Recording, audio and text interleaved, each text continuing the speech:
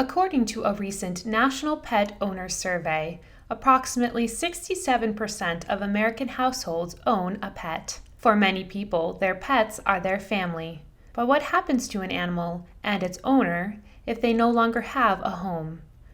Financial constraints and high rates of unemployment due to the pandemic can leave families with no choice but to surrender their companions.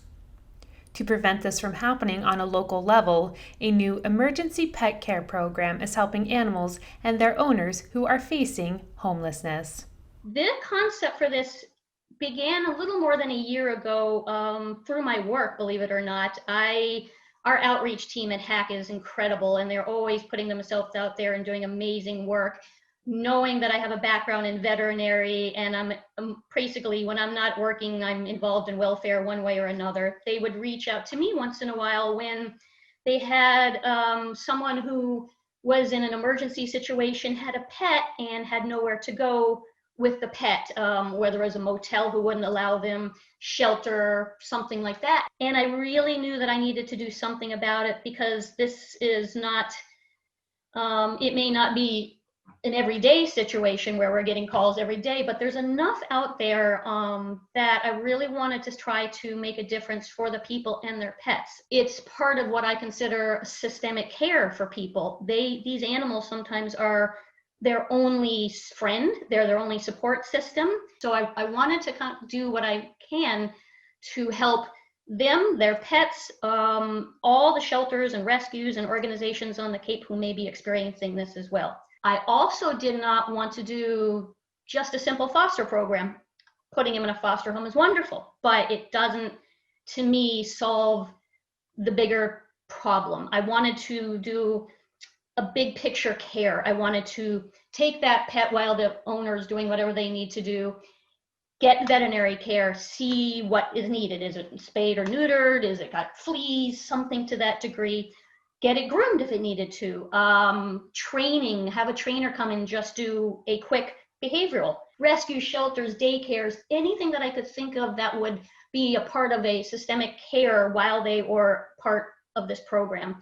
And I call it a program, but it really is kind of just a resource. Now, can you speak to how this program will benefit our community? You sort of touched upon animals bring a certain amount of joy to people, especially when they're, facing homelessness or strained. They can be therapeutic in a way. So can you speak more to that? Absolutely. They are, the human bond really is something, it's a real thing. It's not just a cliche. It's not just a word. I've been working with animals since 1997 in one way or another. I have been in veterinary rescues. I have seen things that you don't even want to know about. I've been part of wonderful things. And the one thing that I know for a fact is that there are people who are, their animals, their pets are really their friends. They are their support system. And especially for the people who are out in the streets, living in the woods, or about to experience homelessness, whatever they're in, there are certain people who are just devastated if they lose them. And to be in a situation where you are either being evicted, you have, substance abuse issues, or whatever your issue is, and you're facing that, you should not also have to face losing your pet at the same time.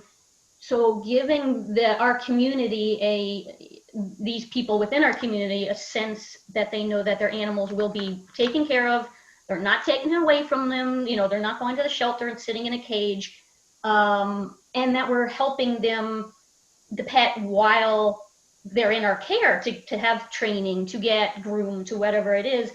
And then in the optimal situation, when they go back to them, extending that assistance afterwards. I think that's one of the things I'd also like to, that I'm hoping to be able to do as well. Now, if someone is in need of this program, or if our viewers at home would like to get involved as maybe a foster family or a sponsor or anything, where's the best place for them to go to get more information? I do lots of different projects over the years, and so I decided years ago to put it all on one website. So what I did at this point is I added this program as a page onto my website. And the website is EVIALO, it's EVIEALO.com. And you can go on there, and then there's a pop-up for this program on there. go to the website. There's everything on there. It's evolving as we go. It's brand new in the sense of I just put it out there, but I've been working on the concept for about a year. Well, thank you so much for joining us today. And thank you for this very important work that you were doing on the Cape. You know, this program is obviously a first of its kind, and I'm sure that there are so many people that are going to utilize this. And it's just really wonderful to hear about this program. So thank you so much for joining us today. Thank you. I really appreciate your time. For Cape Media News, I'm Emily Tullock.